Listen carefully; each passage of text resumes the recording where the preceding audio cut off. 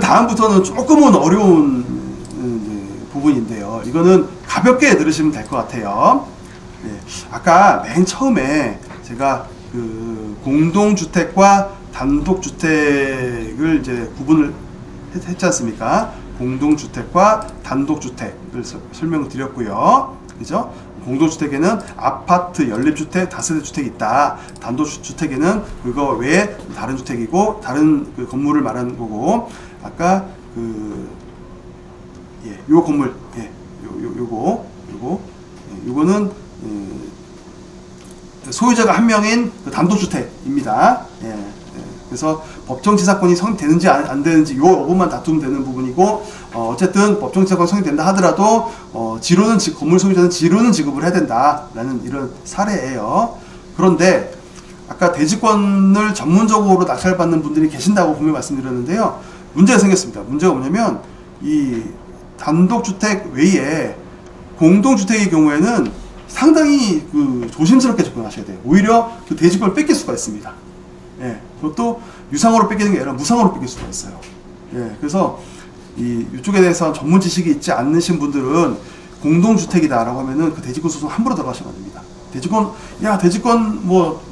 낙찰 받으면 건물 철거 소송할 수도 있고 지로 받을 수도 있고 야 좋은 거 아니야? 라고 들어갔다가 거기에 그거는 설령 해당된다 하더라도 단독주택에는 해당이 되는데요. 공동주택에는 상당히 적용되기 어렵습니다. 잘못하면 그 지분마저도 뺏길 수가 있어요. 그래서 그게 왜 그러냐라는 부분을 설명을 드릴 건데요. 건물의 구분 소유권을 제가 말씀드리면 구조상, 이용상, 독립성이 있고 구분 행위가 있으면 그 건물의 구분 소유권이 성립이 됩니다. 우리 아파트 같은 것들 보시면 아파트가 대표적인 공동주택이라고 말씀드렸잖아요. 그죠? 여기 위에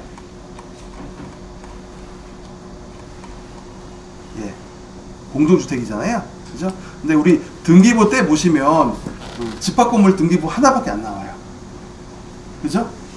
우리 단독주택을 저희 때 보시면요, 토지도 등기부가 있고 건물도 등기부가 있어요.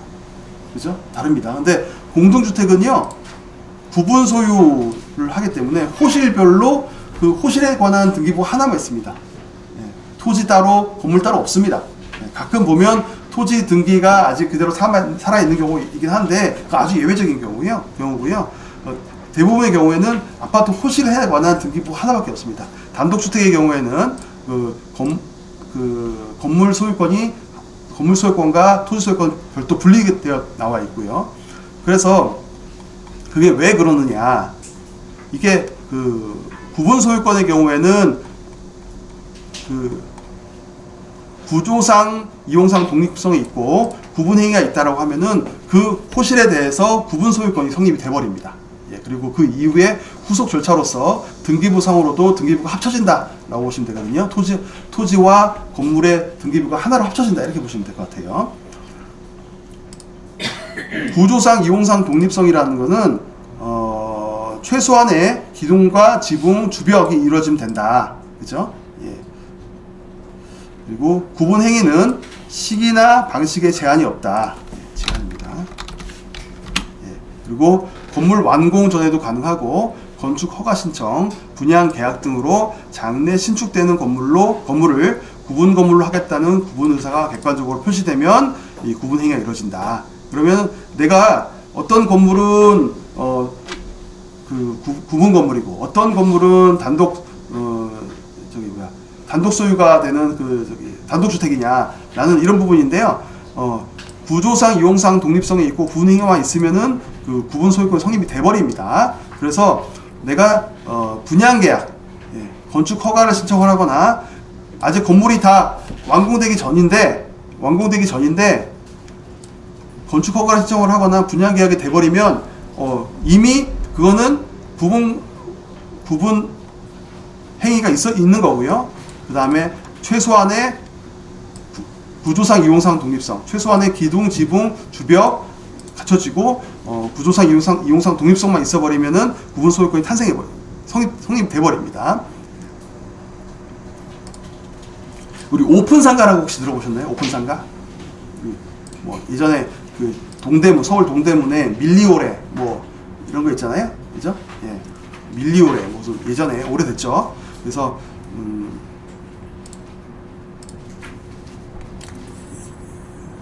요 예를 먼저 드릴게요. 이게 우리 그 경매 그 검색을 하시면요, 부산광역시 북구 금곡동의 금곡 월드 프라자라고 해서 이 가지번호, 그죠? 가지번호가 뭐 엄청나게 많이 나와 있는 것들이 있어요. 이런 것도 많이 보셨죠, 그죠? 예, 이런 것도 보면 보세요. 거의 뭐 유찰 7회 21%, 뭐 유찰 7회 뭐 네? 엄청나게 많이 저감이 됩니다. 예, 잘 입찰을 안 해요. 그래서 요거를 현황을 보시면 이렇게 됐어요. 이렇게 이거 오픈 상가 아시죠? 오픈 상가. 예, 오픈 상가 입찰하시는데 상당히 좀 주의를 하셔야 됩니다.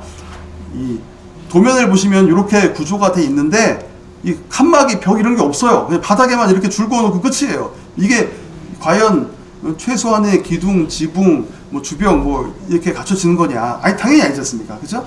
예, 다만 이것도 오픈 상가의 경우에도 그 구조상, 이용상, 독립성이 있다라고 봅니다. 예, 그래서 이거는 낙찰 받는데 상당히 좀 주의를 하셔야 됩니다. 예. 여기 보면 집합건물법에는 경계를 명확하게 알아볼 수 있는 표지를 바닥에 견고하게 설치하면 되고, 구분 점포별로 부여된 건물 번호 표지를 견고하게 붙이면 구분 소유권 성립된다라고 보는데요. 약간 그 독립성을 좀 완화시켜 놓은 겁니다. 그런데 실무는 안 그렇습니다. 안 그래요. 그냥 줄만 하나 그어놓고 여기는 101호네, 뭐 102호네, 뭐 이러고 있어요. 근데 이것도 좀 구분 소유권 독립성을 좀 완화를 해서 그 구분 소유권 성립을 하고 있기 때문에 좀 주의하셔야 됩니다. 네, 요새는 오픈 상가 어떤 인기가 많이 좀 떨어져서 이거를 쉽게 낙찰받는 분들이 많이 없으시는데요. 다만 금액이 많이 떨어지기 때문에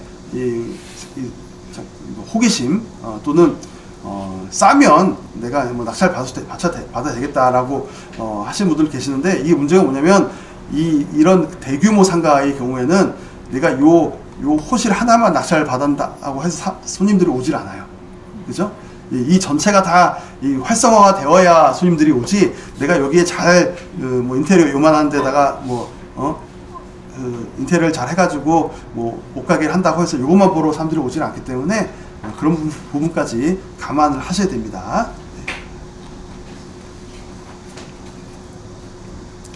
네. 요거는 오픈상가 독립성의 완화 이런 부분들은 이제 좀 어려운 부분이라서 이거는 넘어가겠습니다.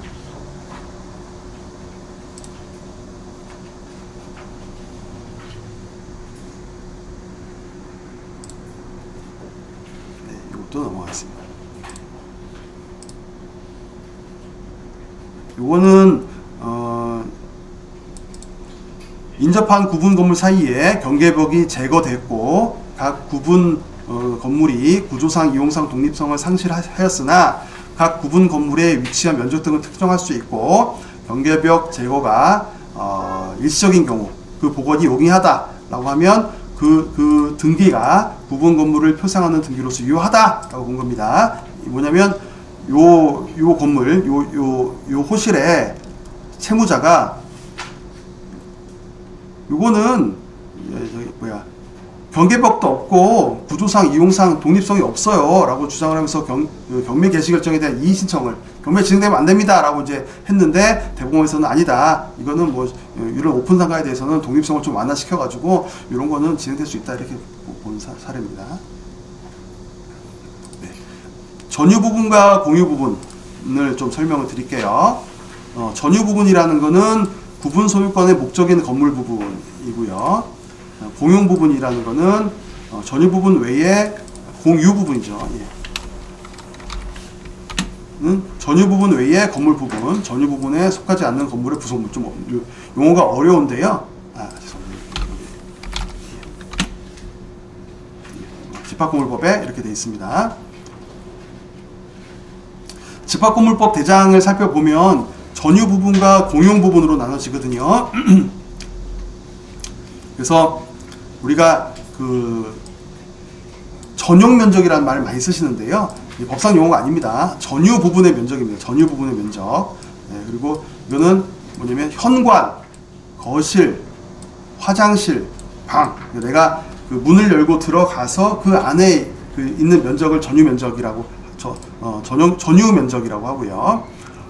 또 아파트 우리 그 부동산 공인중개사 분들 많이 계시는데 용어가 여러 가지를 많이 쓰고 계세요. 계약 면적도 있고 공급 면적도 있고 전용 면적도 있고 뭐 여러 가지 쓰시거든요. 근데 계약 면적 같은 경우에는 전유 부분 면적에다가 주거 공용 부분 면적, 계단, 대피소, 엘리베이터, 현관, 복도, 예, 이걸 말하는 거고요.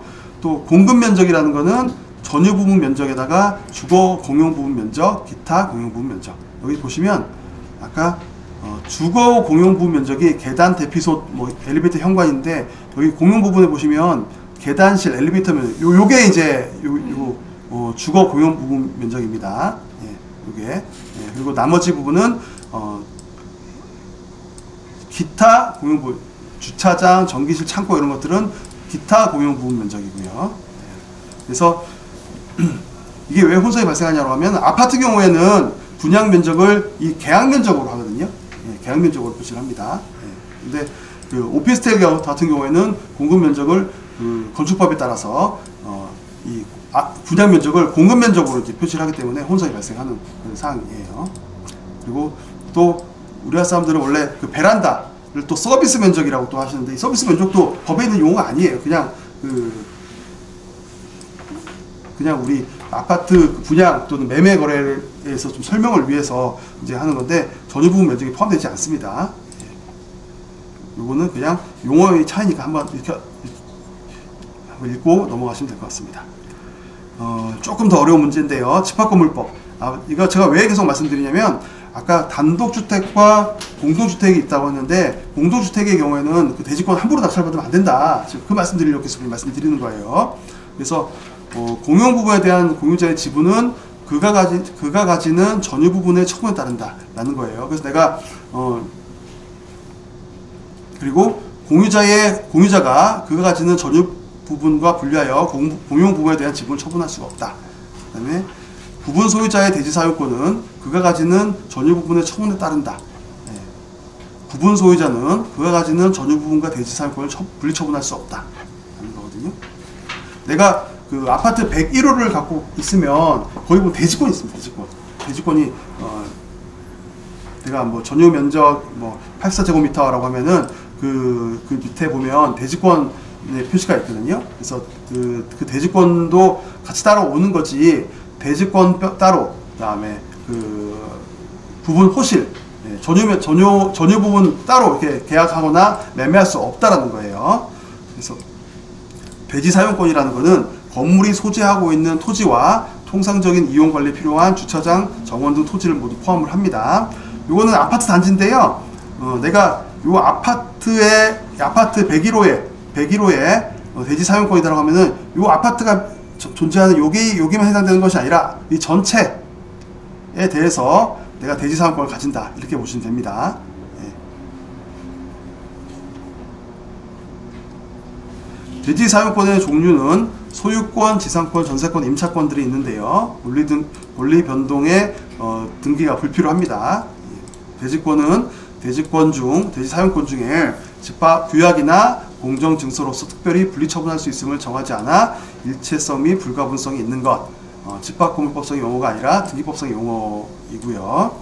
대지권은 어떻게 표시가 되어 있냐면 제가 좀 발췌했습니다. 대지권의 목적인 토지의 표시. 그래서 만약에 경남 창원시 진해구 자운동 911 번지다 라고 하면은 대지고 면적은 3794제곱미터.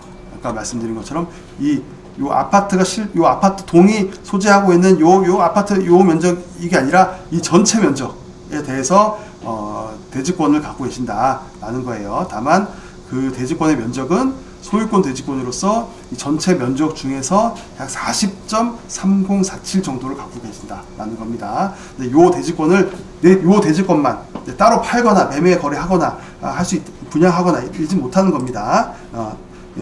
규약이나 공정 증서가로서 특별히 분리처분 가능하다라고 하는 경우가 있는데 이 사례는 거의 없습니다. 없다고 보시면 됩니다. 그래서 대지권은 우리가 아파트 매매하실 때 보면은 101호에 대해서만 매매하시지 101호 건물 따로, 101호 대지권 따로 이렇게 매매하시지 않잖아요. 그렇죠? 그거거든요. 그러니까 101호에 대해서 매매를 하시면 대지권도 딸려 온다라는 거예요.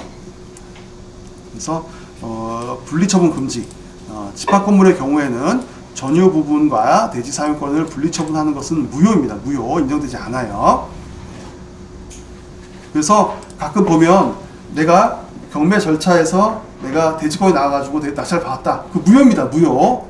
무효고 내가 나중에 그 소유권 뺏길 수가 있어요. 제가 이 말씀 드리려고 여태까지 설명을 드리는 겁니다. 분리처분이 안 돼요. 심지어 전유 부분에 대해서 경매 절차에서 대지 지분에 대한 평가이익이 반영되지 않았다거나 대지의 저당권자가 배당받지 못했다 하더라도 달리 볼 것은 아니다 라는 거예요. 이게 뭐냐면 내가 가끔 보면 집합건물인데 건물 개별 호실에 대해서만 나오는 거고 대지권에 대해서 표시가 없는 경우가 있어요. 그러면 내가 건물만 낙찰을 받으면 대지권도 자동으로 딸려오는 겁니다.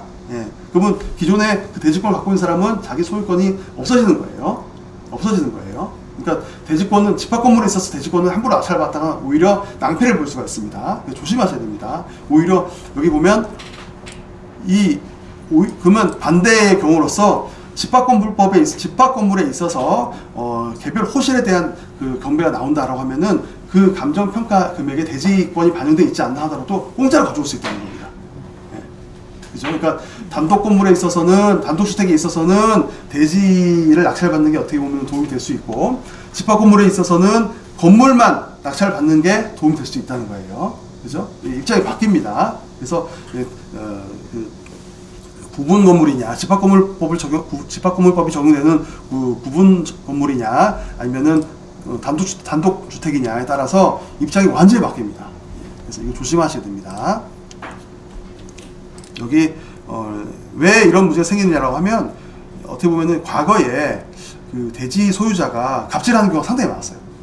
그래서 내 땅이니까 철거해라, 지로내라, 뭐 이렇게 막 많이 있었거든요. 근데 여전히 그 단독주택에 대해서는 대지 소유권자가 건물 소유자에 대해서 뭐 철거를 한다든지 지로 청구 요청한다든지 할 수가 있는데 집합건물법은 그게 이제는 힘듭니다. 오히려 그렇다고 하면 반소 청구로 인해 가지고 그 대지권을 건물 소유자한테 뺏길 수가 있다라는 거예요.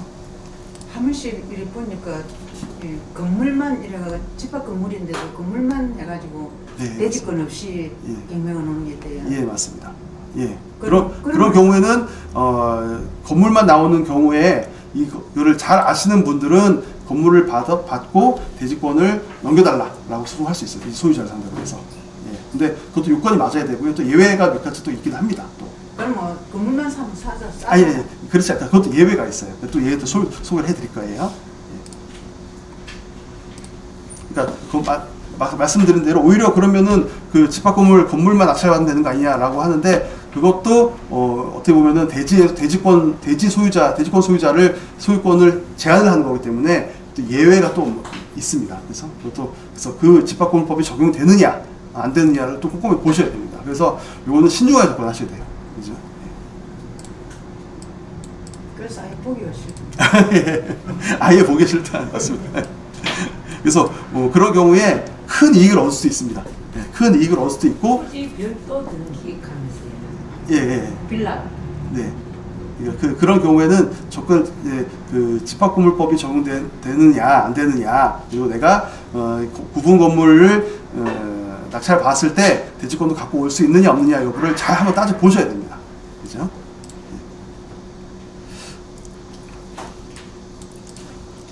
이건 예외인데요. 아까 말씀드린 대로 구분 소유 성립 전 토지에 대한 근저당권 실행의 경우에는 대지 사용권을 소멸합니다. 뭐냐면 이거는 이제 토지 소유자한테 유리한 판례예요. 설령 대지 사용권이 있다 하더라도 그 전에 그 구분 소유가 성립되기 전에 근저당권 맨 처음에 그 근저당권이 있었는데 그게 나중에 실행되었다라고 하면은 거기에 대해서는 건물 소유자는 대항하지 못한다라는 겁니다. 그래서 예외가 또 막 있다. 그래서 좀 어렵다. 요거는 이제 저희가 이제 승소한 판례인데요. 누구 입장에서 승소했냐면은 토지 소유자를 대리해서 저희가 승소를 한 판례입니다. 예, 뭐냐면 상대방 건물을 낙찰받은 사람이 대지권 내놔라고 소송이 들어왔어요. 예, 예. 근데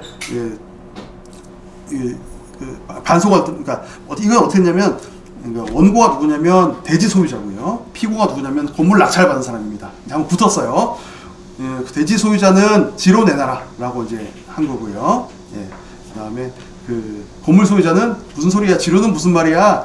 네 대지권 가져와라고 이제 붙은 거예요. 예, 근데 요 사례는 아까 말씀드린 대로 그 근저당 설정이 대지 사유권 성립 전에 이미 있었던 거기 때문에 이거는 대지 소유자의 손을 들어준 케이스입니다. 그래서 이거는 정말 치열하게 다퉜습니다. 정말 있는 판례 없는 판례 대법원 판례들은 싹 다 동원해가지고 싸운 건데 여기 보시면 원고들의 이 사건 토지에 대한 소유권 취득이 유효하고 피고의 대지 사유권이 인정되지 않는 이상 이와 반대되는 피고의 반소 청구는 모두 이용없다. 그러니까 반소라는 건 맞소송이잖아요, 그죠? 예, 그러니까 원고가 지로 내놔라고 이제 소송을 하니까 피고 건물 소유자가 대지권 내놔라고 이제 소송을 붙었는데 원고 쪽 손을 들어줬다. 그래서 예외가 있다.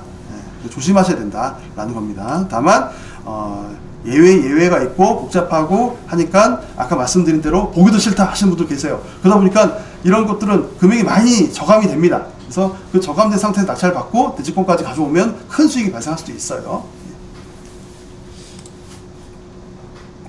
대지권 소유자의 건물 철거 및 부당이득 반환 청구 기각 사례. 이거는 아까 말씀드린 대로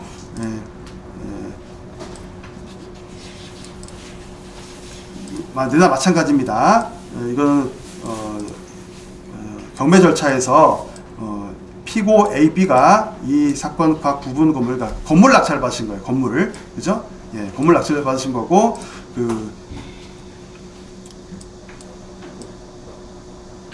건물 낙찰 받으신 분이 원고 대지권 소유자, 토지 소유자에 대해서 이제 싸운 거죠. 그죠? 근데 부분 건물과 분리해서 대지권이 해당하는 부분은 무효다. 그죠? 예, 그래서 토지 소유자가 패소한 겁니다. 그래서 그야말로 아무런 보상도 받지 못한 상태에서 자신의 대지 소유권을 건물 소유자한테 넘겨줘야 되는 그런 상황입니다. 그리고 더 나아가서 아까도 말씀드렸잖아요. 그죠? 이제 소송을 한번 붙습니다. 그러면 토지 소유자는 지로 내놔라고 소송을 하고 건물 소유자는 무슨 소리야? 대지권 내놔라고 맞소송, 반소가 들어옵니다. 그래서 어떤 경우에는 내 대지권을 뺏기는 경우가 있어요. 그래서 어떻게 뺏기냐면 소송에서 지고, 그러면 그 소송에서 지면 그 소송 비용을 또 부담을 해줘야 되거든요. 그 소송 비용을 따라서 이 대지권이 다시 또 경매로 또 진행되는 경우가 있습니다. 그래서 이거는 보시면 대지만 나왔죠. 대지만 나왔고 대지 지분이 나왔죠. 건물은 매각 제외, 토지만 매각이며 지분 매각임, 강제 경매다. 이 강제 경매의 권한이 뭐냐면 앞에 그 소송에서 토지 소유자가 지는 바람에 그 소송 비용을 지급 안 하니까 건물 소유자가 그 소송 비용을 받겠다고 토지 지분을 경매 신청을 한 겁니다. 그래서 평가 금액은 4억 3,300으로 시작을 했는데 쭉쭉쭉쭉 떨어져가지고 7,200까지 떨어졌습니다. 그죠? 낙찰 안 받아요, 잘. 그죠? 결국엔 취하됐고요. 네, 그래서 그게 어떻게 파악이 되냐? 소송 비용 확정 신청해서 그 소송에서 1,000만 원 정도가 이제 상대방한테 토지 소유자가 건물 소유자한테 물어줘야 될 소송 비용인데 이걸 지급을 안 하셔서 이후 경매가 이루어지게 되었다.